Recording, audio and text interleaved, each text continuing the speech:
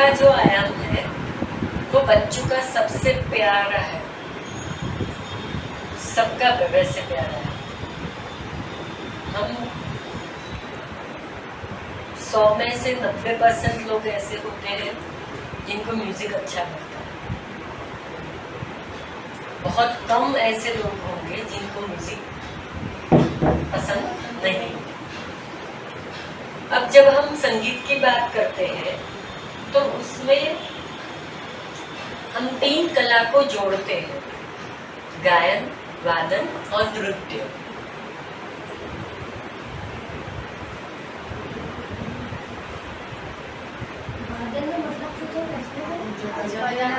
गायन, वादन और नृत्य। वादन माने जो इंस्ट्रूमेंट से हम बजा रहे हैं वो वादन।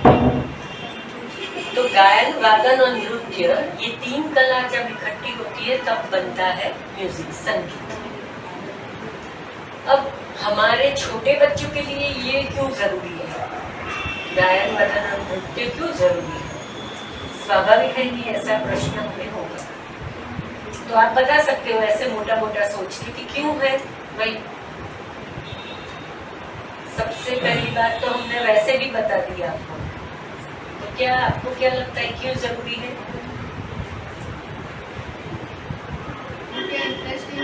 हाँ, क्योंकि इंटरेस्टिंग है। एक बात ये हुई, दूसरी बात क्या होगी?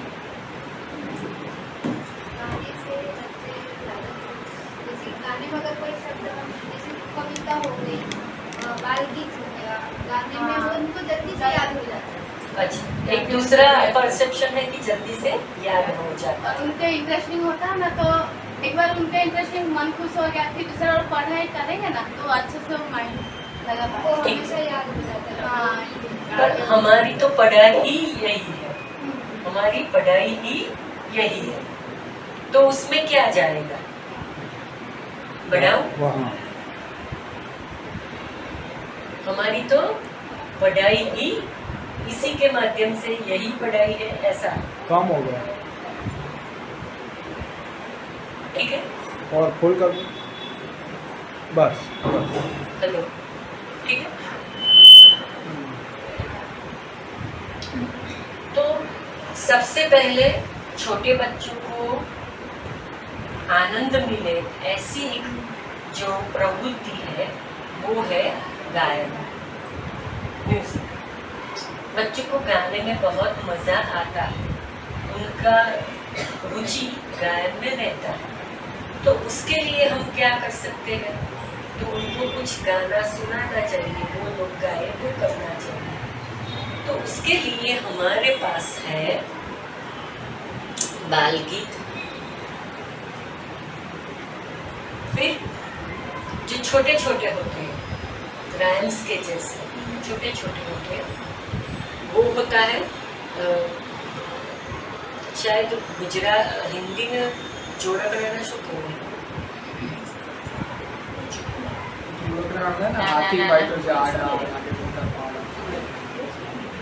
अच्छा ठीक है, आप उसको बाल गीत में ही रखो। दूसरा होता है अभिनय गीत, मैं फिर ढूंढ के बताऊंगी आपको। अब जब बच्चा गाता है तो उसके साथ साथ बच्चे के शरीर और मन में एक अच्छा सा लय बनता है। अगर मैं गा रही हूँ कि एक नानी डिंगली एवी सजाओ, ये गुजराती सॉन्ग है, या आप ले लो मैं एक छोटी कठपुतली रोना मुझको आता नहीं। जब ये गा रही हूँ तब क्या हो रहा है? एक गाना सुनने का मन हो रहा है, उसका एक रिदम है, उसका एक लय जा रहा है, और उसके साथ अगर कोई इंस्ट्रूमेंट भी बजता है तो वो सुर भी देता है। तो ये तो ये क्या हुआ, 3 कला का जो कॉम्बिनेशन हुआ उसका हम यूज कहाँ पे कर रहे हैं, हमारे बच्चों की शिक्षा में। अब बच्चे बाल गीत गाते हैं या अभिनय गीत करते हैं तो उससे क्या मिलता है उनको, तो उसके साथ साथ ये मूवमेंट भी जुड़ जाता है, जो किस रूप में होता है कि बच्चे के शरीर को गति मिले, उसके लिए बहुत जरूरी है। अब छोटे बच्चों के physical development, mental development, language development, ये म्यूजिक एंड मूवमेंट बहुत ही यूजफुल बनता है। अब मुझे 3 साल के बच्चों के लिए गाना ढूंढना पड़ेगा, 4 साल के लिए भी अलग से गाना ढूंढना पड़ेगा, 5 साल के लिए भी अलग से, और वैसे ही फर्स्ट और सेकंड स्टैंडर्ड के लिए भी अलग ढूंढना पड़ेगा। तो जैसे गुजराती और हिंदी साहित्य में तो हम काफ़ी सारा इकट्ठा कर सकते हैं।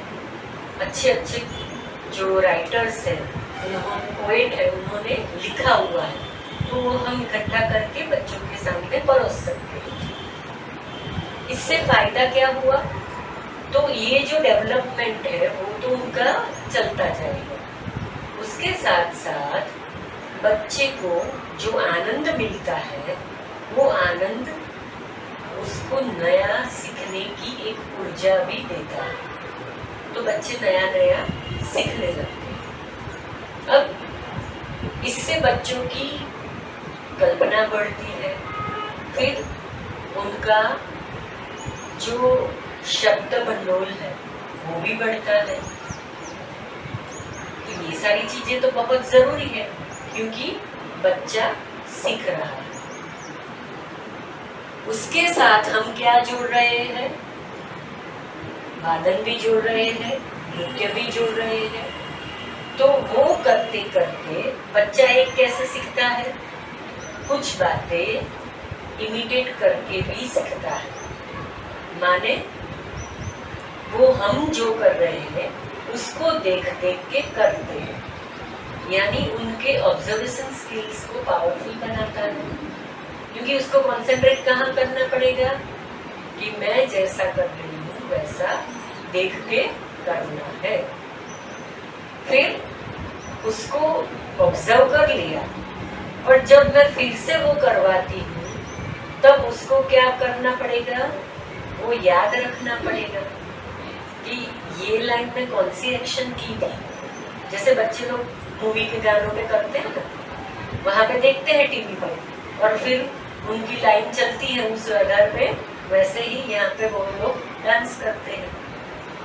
तो उसी तरीके से जब टीचर कुछ अभिनय करते हैं, कुछ एक्शंस करते हैं, उसको देख देख के बच्चे भी सीखते हैं।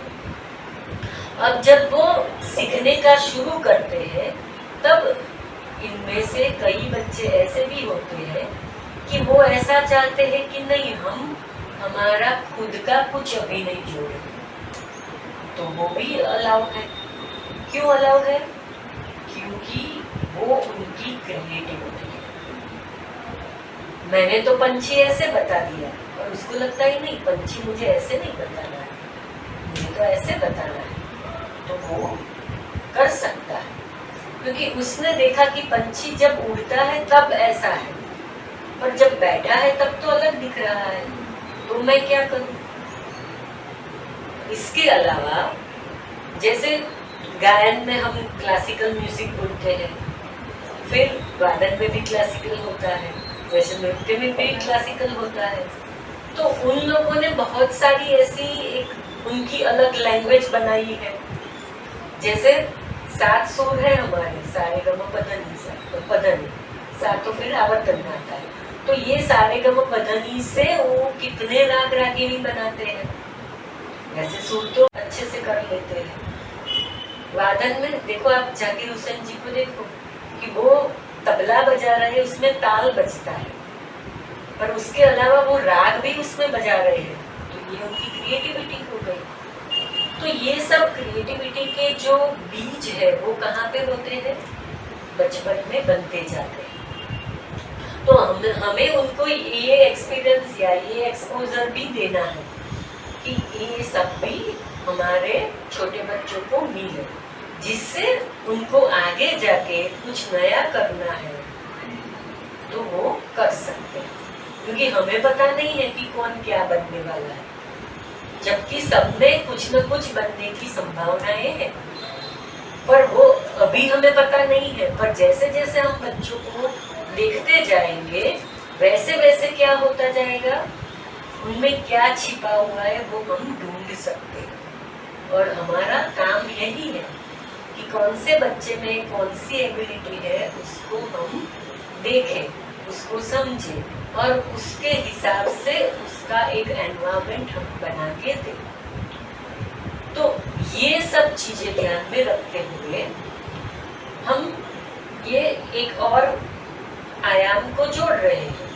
अब उसमें बहुत सारे गाने हमारे पास होने चाहिए, उसके अलग अलग अभिनय होने चाहिए, हमें कम से कम थोड़ा सा ताल और रिदम आना चाहिए, थोड़ा सा हम लय और सुर में गा सके वैसा होना चाहिए। जैसे हमारे पास म्यूजिक टीचर है तो हम उनकी हेल्प लेके कुछ ना कुछ अच्छा करवा सकते हैं, कर सकते हैं।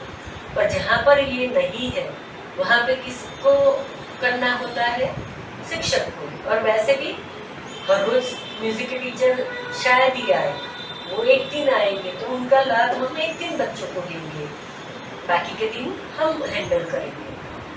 तो उस हिसाब से जब बच्चे नाचते कूदते गाते हैं तब उनका मन बहुत ज़्यादा प्रफुल्लित हो जाता है, और ये प्रफुल्लित मन जो है वो ज़्यादा से ज़्यादा ग्रहण करने का एक एटमॉस्फेयर क्रिएट करता है। तो उसमें हम बहुत सारी चीज़ें कर सकते हैं। अब वो क्या कर सकते हैं? जैसे हमने वहाँ पे क्या बताया कि आप आवकार करो, जन्मदिन का करो, फिर कन्वर्सेशन में क्या किया हमने कि आप थीम बेस ले लो। इसमें भी हम थीम बेस भी कर सकते हैं और अलग गाने भी ले सकते हैं। तो जैसे हम शुरू करते हैं कि गाने के लिए हमें एक ताल चाहिए, रिदम चाहिए और एक्शन चाहिए। तो एक छोटा सा, आप लोगों ने शायद पहले एक बार देखा होगा पर फिर भी आज हम करेंगे। तो एक ताल की जो गेम है वो हम करते हैं। ये डेमो है अभी के लिए, आपके लिए। फिर आपको क्या करना है, उसको बच्चों के साथ भी करना है। म्यूजिक टीचर आते हैं तो वो हमारे लिए क्या करेंगे कि वो अगर ढोलक अच्छा बजाते हैं या तबला बजाते हैं तो उनके साथ साथ क्या करेंगे, बच्चों को हम वो दिखाएंगे, सुनाएंगे और उनके रिदम के साथ बच्चों को ट्रेन करने का अवसर देंगे। तो उस हिसाब से जैसे हमारे पास बहुत सारी चीजें हैं यहाँ पे, ढोलक भी है, तबला भी है, ये कैशियो भी है, ये सब चीजें म्यूजिक के लिए बहुत ही जरूरी है। अब वहाँ से ढोलक है वो यहाँ पे दीजिए, निकाल सकते हैं, वहाँ पीछे है। हाँ निकाल लो। ये तो तबला है।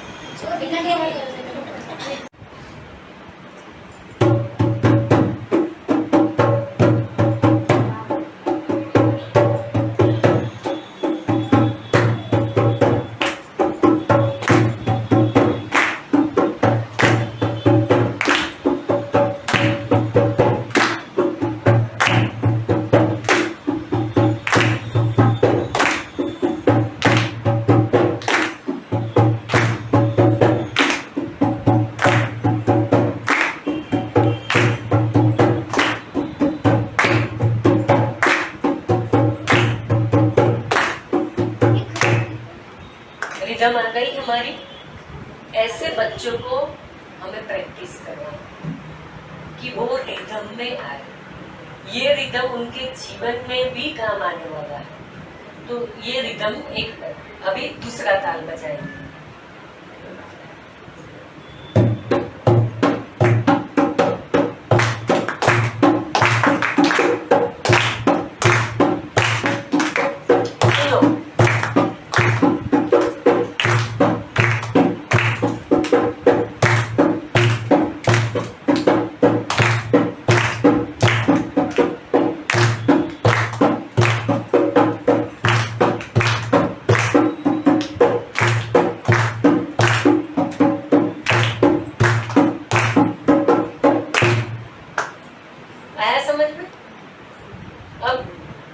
आप बजाओ और बच्चे खुश ना हो, ऐसा बनेगा? मजा आएगा उनको भी? हाँ, अभी हमारे वहाँ गिजुबाई बाल मंदिर में वो छोटे छोटे बच्चे भी ये सब ताल बजाते थे। क्या हुआ? उन्होंने सुना। यहाँ पे क्या हुआ? हिनाबेन जैसे बजा रहे उन्होंने देखा और फिर उसको इमिटेट किया, कॉपी किया और बजाना शुरू किया। अब और एक ताल बजाएंगे।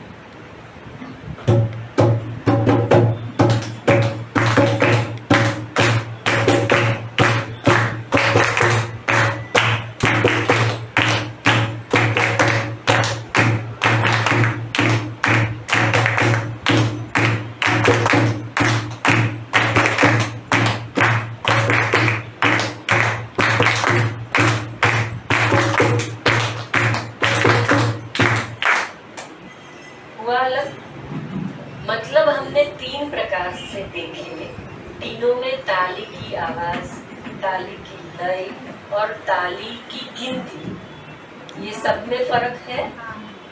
हाँ, तो ये लर्निंग हुआ कि नहीं हुआ? ये वेद कोई अभिनय गीत करते हैं तो क्या जरूरी है कि साथ में कुछ म्यूजिक बजाए? नॉर्मल में हम क्या कर सकते हैं? अगर हमें बजाना थोड़ा आता है, रिदम आती है, तो हम जो गाए उसके साथ आप ये बजाओ। अगर ये बजाना नहीं सूट होता है तो क्या करेंगे? इसको तो ऐसे देखो, जब भी कोई भी गाना या कुछ भी चलता है तो हमें एक रिदम को पकड़ना है। कौन सी रिदम को?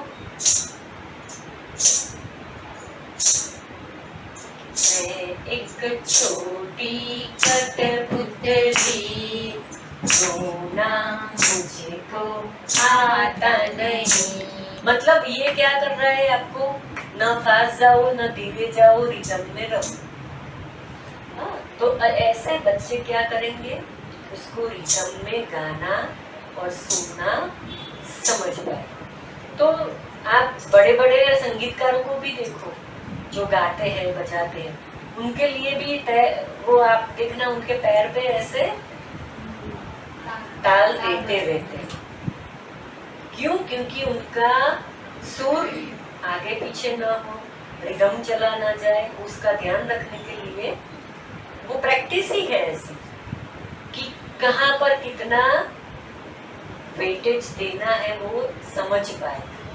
तो हमें भी हमारे बच्चों को सुर, लय, ताल की समझ आए, इसके लिए क्या करना होगा? ऐसे लय में हो जाए वो करना जरूरी है। अब जो बेस है गाने का वो क्या है? कोई भी गाना आप ले लो, वो ये सुर में पक्का है, 7 सुरों में ही उसका एक जो कॉम्बिनेशन बनता है या बंधारण जिसको बोलते हैं वो बनता है, वो उसी से बनता है। चाहे वो मैं सुगम संगीत का ले लूँ, लोकगीत का ले लूँ, लोक संगीत का ले लूँ या क्लासिकल ले लूँ, पर सब में ये थोड़ी चीज तो जाएगी। तो उसके लिए क्या करना होगा? तो हमें एक छोटा सा प्रयत्न ये करना होगा कि हम उनको पहले ये 7 सुरों से वाकिफ करें कि ये 7 सुर कौन से हैं। तो उसके लिए एक छोटी सी गेम है, वो हम म्यूजिक और मूवमेंट में भी डाल सकते हैं, वहाँ पर भी ले सकते हैं, और जब आप इंडोर गेम करवाते हो उसी समय में भी ले सकते हैं, पर यहाँ पे भी वो ज़्यादा मजा आएगा तो यहाँ पे रहेगा। तो जैसे हम अभी ये 7 सुर की एक जो गेम है वो देखेंगे, तो उसका नाम है सारे गामा।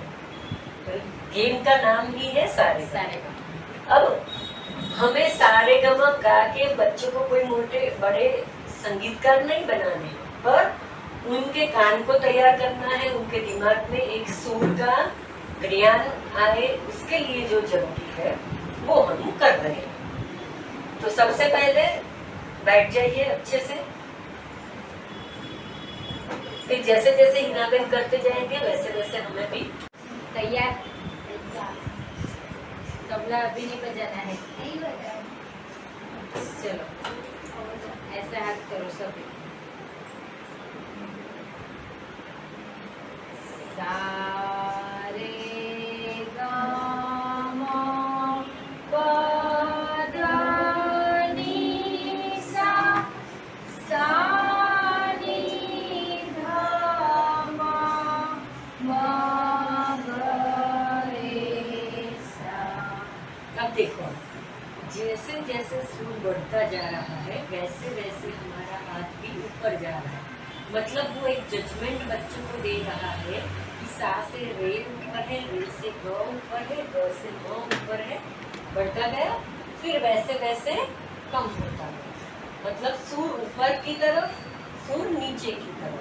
मतलब वो क्या हो गया, हमारा आरोह और अवरोह। संगीत की भाषा में हम उसको ये बोलते हैं। बच्चों को ये बोलने की जरूरत नहीं है, छोटे बच्चे हैं, पर उनमें ये काम की तैयारी, समझने की तैयारी और सीखने की तैयारी तो है। तो हम उसका गेम के द्वारा ये परिचय करवाते हैं। फिर से एक बार करें। सा रे गा ग रे सा सा रे गा मा पा धा नी सा सा नी धा पा ग रे सा सा रे गा मा पा धा नी सा सा नी धा पा ग रे सा।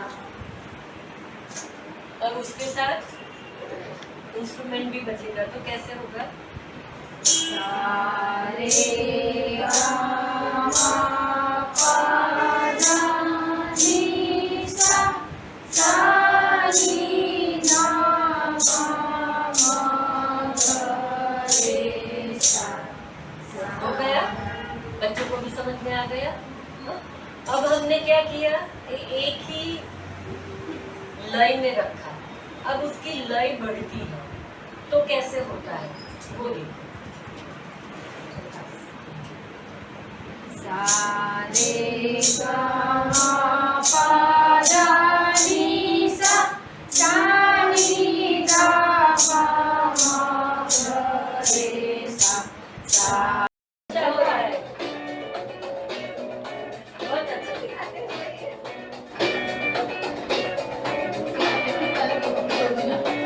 बहुत अच्छे।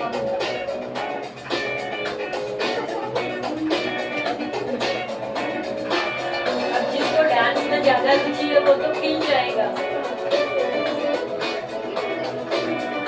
देखो इनको कितना इंटरेस्ट आ रहा है। वो डांस में इनको भी आ रहा है, देखिए पीछे भी आ रहा है, इनको भी पीछे भी आ रहा है, देखो।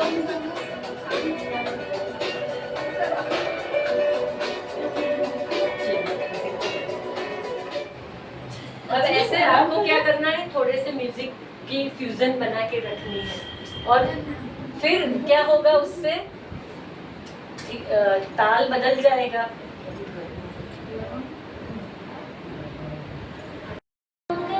हाँ देखो हो गया ना, शुरू हो गए। बहुत अच्छे, करो करो करो। देखो देखो बहुत अच्छे।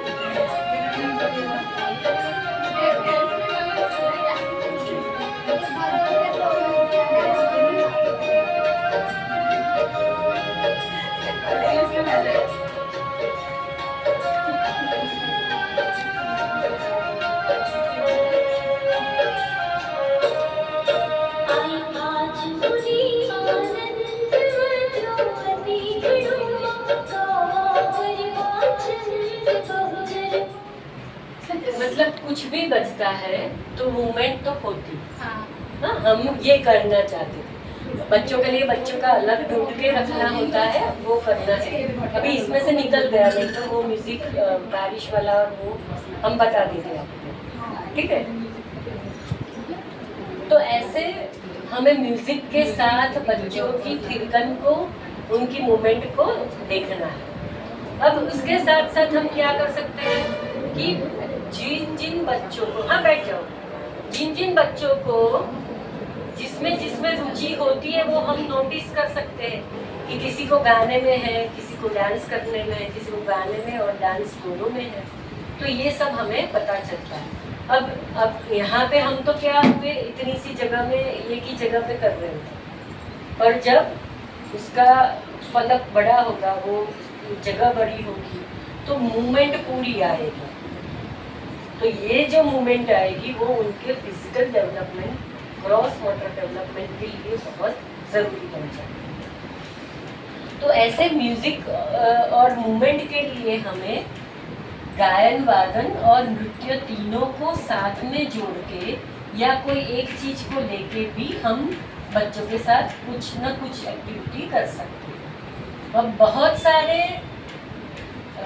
बाल गीत, अभिनय गीत हमारे पास होने चाहिए कि जिससे हम बच्चों को बहुत सारी चीज़ें सिखा भी सकते हैं, सुनवा भी सकते हैं। जैसे अभी आप लोग बात कर रहे थे, हाँ टमाटर बड़ा मज़ेदार, बच्चों का प्रिय है। मैं एक छोटी कठपुतली प्रिय है। फिर बारिश गिरी झम झम झम, ये सब बच्चों को पसंद ही है। तो ऐसी सारी अच्छी वाली जिसमें कुछ मीनिंग हो, जिसमें कुछ साहित्य लिटरेचर हो, वैसे बाल गीत हमें इकट्ठा करने होंगे और बच्चों को बारी बारी अलग अलग से वो सिखाने होंगे। और फिर उनके लेवल को देख के 3 से 4 साल के बच्चों के लिए आप बहुत बड़ा गाना लेके आओगे तो वो नहीं चलेगा, उनके लिए छोटा चलेगा। और ऐसे सब गानों का एक संचय, मतलब एक हमारे पास पूरा रिकॉर्ड होना चाहिए कि जिससे हम जब चाहे अच्छे अच्छे गीत बच्चों को करवा सकते। जब हम बाल गीत करवाते हैं तब क्या होता है, बच्चे बहुत सारे शब्द को सुनते हैं। इससे क्या होता है कि अगर बारिश का गीत आया तो उनको ये समझ में आ गया कि बारिश में इतने इतने शब्द हैं जो बारिश के लिए कुछ न कुछ बताते। जैसे बारिश गिरी झमझमाझम, ऐसा कुछ भी नहीं हुआ, तो उससे पता तो चला उनको, ठीक है ना। तो उस हिसाब से जब भी बच्चे बाल गीत करते हैं तो इनके शब्द का प्रयोग क्यों हुआ है। बारिश में जब बोल रही हूँ तब ऐसे बता रही हूँ बारिश, तो उनको समझ में आ रहा है किससे कि बारिश माने वर्षा, पानी का गिरना, ये एक्शन से उनको पता चल रहा है। तो यहाँ पे क्या हो रहा है, जो शब्द बच्चा सुनता है उसको समझने का प्रयास भी करता है। किससे समझने का प्रयास करता है, जो सुना वो शब्द और उसकी जो एक्शन हुई वो दोनों को जोड़ के वो अपने आप से अपने दिमाग में एक प्रक्रिया कर रहा है कि हाँ मतलब बारिश माने गिरना, पानी का गिरना, बादल माने चंदा माने राजा माने, ऐसा क्या होता है उनको समझ में आने लगता है। तो ये शब्द के साथ उसका अर्थ को समझना बहुत जरूरी है। हमारे सब बच्चे क्या करते हैं, बोर्ड पे लिखा हुआ लिख लेते हैं अच्छी तरीके से, पर क्या लिखा वो पढ़ने के लिए बोलो तो शायद पढ़ भी ले, पर क्या उसका तात्पर्य है, क्या वो पढ़े, उसको समझाने के लिए अगर हम बोलते हैं तो वो नहीं कह पाते। क्यों? क्योंकि वो शब्द का कुछ अर्थ है, उसका कुछ अर्थघटन है, उसकी कुछ समझ है, उससे कुछ अंडरस्टैंडिंग हो सकती है, वो उनके दिमाग में बैठता नहीं है। कब बैठेगा? जब अब हम ऐसे अनुसंधान से उनके साथ प्रस्तुत करेंगे तब उनको वो समझ में आता है। जैसे कि यहाँ पे मैंने गाय लिखा और उसके बाजू में मैंने गाय का पिक्चर रखा, तब उनको समझ में आया, क्योंकि गाय उनके लिए बहुत नया है, खिड़की उनके लिए बहुत नई है, तबला उनके लिए बहुत नया है। तो ये तबला माने क्या, तो वो चित्र को देख के पहचाने कि हाँ तबला माने ये बजाने का एक इंस्ट्रूमेंट। तो ये बहुत सारे तरीके हमने काफ़ी सारे की भाषा की जब बात की थी तब हमने लिया भी था। तो उसी तरीके से जब म्यूजिक एंड मूवमेंट चलता है तो हम ये ताल की गेम, हाँ ताल के बारे में हमने देखा, पर एक ताल की गेम भी होती है, वो हम अभी देखेंगे। तो आज ताल की गेम करवाई, फिर हाँ हाँ टमाटर करवाया, फिर एक और गीत करवाया, या गुजराती में करवाया, इंग्लिश में भी करवा सकते हैं, वो भी कर सकते हो, तो वो करवाया। तो ये पूरा 30 मिनट का टाइम हमारा किनके लिए डेडिकेटेड है, म्यूजिक है। अब देखो कि आप जो भाषा के लिए उनको बहुत सारे शब्द की ज़रूरत है, वो शब्द यहाँ से कितने मिलने लगे, फिर बाद में जाके अब बारिश कैसे गिरती है उसका कुछ आंसर लिखना होगा, तो उनको गाइड, या जो आप गाइड ही बोलते हो ना उसको, जो टेक्स्ट बुक के साथ आती है, तो उसमें जो आंसर लिखा है वो रट्टा मार के नहीं लिखना पड़ेगा, वो अपने आप खुद से वो उसका आंसर लिख सकेगा। अगर मैं जो समझ पाई हूँ उसी को मैं अगर ट्रांसफर कर सकती हूँ अपनी लैंग्वेज में, तो ही वो सच्चा अर्थघटन हो पाएगा। नहीं तो फिर रट्टा जो मारा वो लिख लिया, उसमें क्या लिखा कुछ पता नहीं, वैसा होना चाहिए। और एनईपी ने इसमें बहुत ज़्यादा भारपूर्वक बताया कि बच्चे क्या पढ़ रहे हैं उसको समझे, उसका अर्थघटन करें, ऐसे समझ हमें उनमें डेवलप करनी। तो अभी एक ताल की गेम का हम डेमो देखेंगे, जिसमें ढोलक से ताल बजेगा और हिनाबेन कुछ एक अभिनय करेंगे, उसको आपको रिदम में रह के उनके साथ साथ अभिनय भी करना है।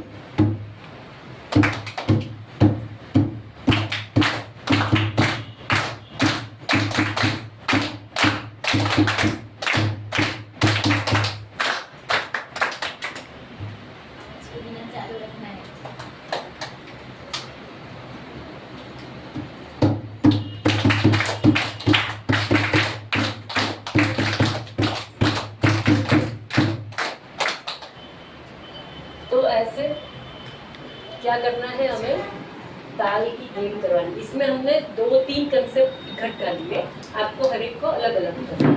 पहला कौन सा था हमारा, पहला कौन सा था? पहला कौन सा था, ये वाला कौन सा था? जो देखो, शुरुआत करने के लिए आप ऐसे पहले ले सकते हो, फिर बाद में उसके टॉपिक पे जाओ। तो पहला जो किया वो 4-5 एक्शन कौन सी थी, किस चीज से रिलेटेड थी वो? बारिश की। हाँ, फिर ये एनिमल्स से बनाए, और फिर उन्होंने ये वाला लिया, वो बर्ड्स की हो गई। हाँ, तो वो तो किस कंसेप्ट में था कि बारिश है, बादल बने, बिजली गिरी, बारिश हुआ, हम भीग गए और उसमें भजिया खाने की मजा। और मोर भी नाचे थे, मछलियाँ भी हुआ। तो ये पूरा बारिश का कंसेप्ट हो गया, हुआ ना। तो आप बच्चों को कितना सारा बता रहे हो। हाँ, वही नहा भी लिए। अब देखो, बीच में 2 बार मेरा ताल छूट गया, तो आपने, मैंने जानबूझ के छोड़ा उसको कि आपको समझ में आ रहा है कि ताल छूट रहा है। तो ये सुर ताल लय की समझ बच्चे में आनी चाहिए कि ये कुछ तो गड़बड़ है भाई, तो ये होनी चाहिए, ठीक है। और उसके लिए भी प्रैक्टिस चाहिए। आप बजाओगे तो ये सब दर्द करने लगेगा, ऐसे होगा कि जब जल्दी से खत्म कर ले। क्यों? क्योंकि प्रैक्टिस नहीं। तो ऐसे बच्चों को भी आप प्रैक्टिस करने के लिए ढोल दे सकते हो, इतना बड़ा नहीं पर छोटा वाला दे सकते हो, कि जिससे उनके भी ये मसल्स डेवलप हो। और जिन जिन बच्चों की इसमें रुचि होगी वो बहुत अच्छे से बजा लेंगे। फिर क्या करना है, ढोलक बजाने के लिए भी बच्चा और ताल की गेम करवाने के लिए ही बच्चा। टीचर 1 बार 2 बार 3 बार बताएंगे, फिर बाद में बच्चे ही रोटेशन में करते जाएंगे। फिर अगेन हमारा ध्येय क्या था, बच्चे का इन्वॉल्वमेंट ज़्यादा से ज़्यादा, हमारा रोल कम और बच्चे का रोल ज़्यादा। तो ये क्या हो गया, बच्चे ने कोऑर्डिनेशन किया, बच्चा बजा रहा है और वही एक्शन कर रहा है, तो ये दोनों में भी तालमेल होना चाहिए ना। एक आगे बजाता गया और वो नहीं कर पाया, तो उनका भी कोऑर्डिनेशन होगा। हमको देख के बच्चों का भी कोऑर्डिनेशन होगा। अगर हम अकेले हैं और ये सारी चीजें हम नहीं यूज कर पा रहे हैं, तो क्या करेंगे, अपनी ही ताली से ले लो, ठीक है। अगर सर आते हैं बजाते हैं तो हम एक्शन करेंगे, सर बजाएंगे, वैसा यहाँ एक टीचर एक हेल्प करने जाएंगे, हो जाएगा। और बच्चे बजाना सीख लेंगे, फिर तो बच्चे करेंगे। नया कॉन्सेप्ट है तो हम पहले बताएंगे 2-3-4 बार, फिर करेंगे। रत्न सागर में एक एनुअल प्रोग्राम था, तब बच्चों ने खुद ने ये हरा समुंदर गोपी चंदन, समुंदर गोपी चंदन, जोर से हरा समंदर गोपी चंदन, हरा समुंदर गोपी चंदन। हमने समझे। बोल मेरी मछली कितना पानी, बोल मेरी मछली कितना पानी, हमने समझे। बोल मेरी मछली कितना पानी, बोल मेरी मछली कितना पानी, एक लहर में इतना पानी, एक लहर में इतना पानी, देखो एक लहर में इतना पानी, एक लहर में इतना पानी, 10 लहरों में इतना पानी, 10 लहरों में इतना पानी, 10 लहरों में इतना पानी, 10 लहरों में इतना पानी, 100 लहरों में इतना पानी, 100 लहरों में इतना पानी, 100 लहरों में इतना पानी, 100 लहरों में इतना पानी, हरा समुंदर गोपी चंदन, हरा समुंदर गोपी चंदन, हरा समुंदर गोपी चंदन, हरा समुंदर गोपी चंदन। बोल मेरी मछली कितना पानी, बोल मेरी मछली कितना पानी, बोल मेरी मछली कितना पानी, बोल मेरी मछली कितना पानी, आगे पानी पीछे पानी, आगे पानी पीछे पानी, आगे पानी पीछे पानी, आगे पानी पीछे पानी, ऊपर पानी नीचे पानी, ऊपर पानी नीचे पानी, ऊपर पानी नीचे पानी, ऊपर पानी नीचे पानी, हरा समुंदर गोपी चंदन, हरा समुंदर गोपी चंदन, हरा समुंदर गोपी चंदन, हरा समुंदर गोपी चंदन। बोल मेरी मछली कितना पानी, बोल मेरी मछली कितना पानी, बोल मेरी मछली कितना पानी, बोल मेरी मछली कितना पानी, गहरा पानी छिछरा पानी, गहरा पानी छिछरा पानी, गहरा पानी छिछरा पानी, गहरा पानी छिछरा पानी, हरा समुंदर गोपी चंदन, हरा समुंदर गोपी चंदन, हरा समुंदर गोपी चंदन, हरा समुंदर गोपी चंदन। बोल मेरी मछली कितना पानी, बोल मेरी मछली कितना पानी, बोल मेरी मछली कितना पानी, बोल मेरी मछली कितना पानी, बोल मेरी मछली कितना पानी।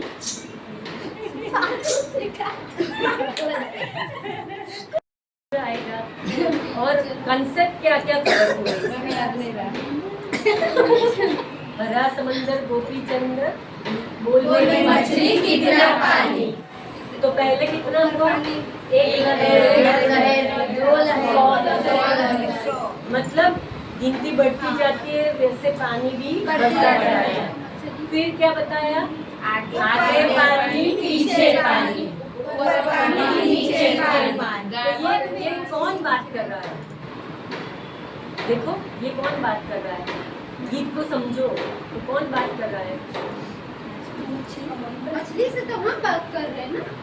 बोल मेरी मछली कितना पानी, मतलब जो बच्चा या जो भी पूछ रहा है वो मछली से पूछ रहा है, इसीलिए मछली उसके जवाब में क्या बोल रही है कि इतना पानी इतना पानी इतना पानी, आगे भी पानी है पीछे भी पानी है, ऊपर भी है नीचे भी है, गहरा भी है छिछरा भी है। तो अब आपको क्या लगता है कि ये अभिनय में क्या कम पड़ गया? पानी नहीं, तो पानी में जाके करवाना।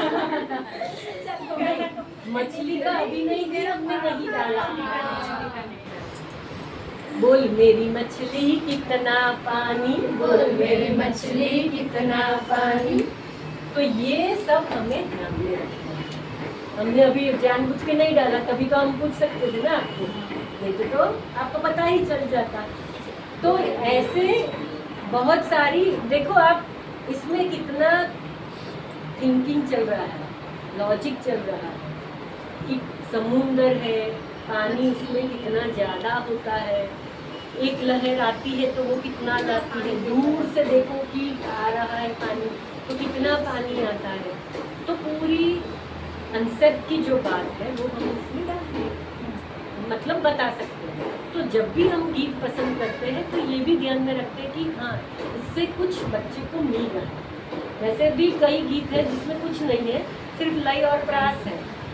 ऐसे भी गीत है जिसका कुछ मीनिंग नहीं भी निकलता है, पर फिर भी अच्छी लय और प्रास है तो वो बच्चों को पसंद आता है, तो वो भी करते हैं। ठीक है, हाँ तो बैठ जाइए।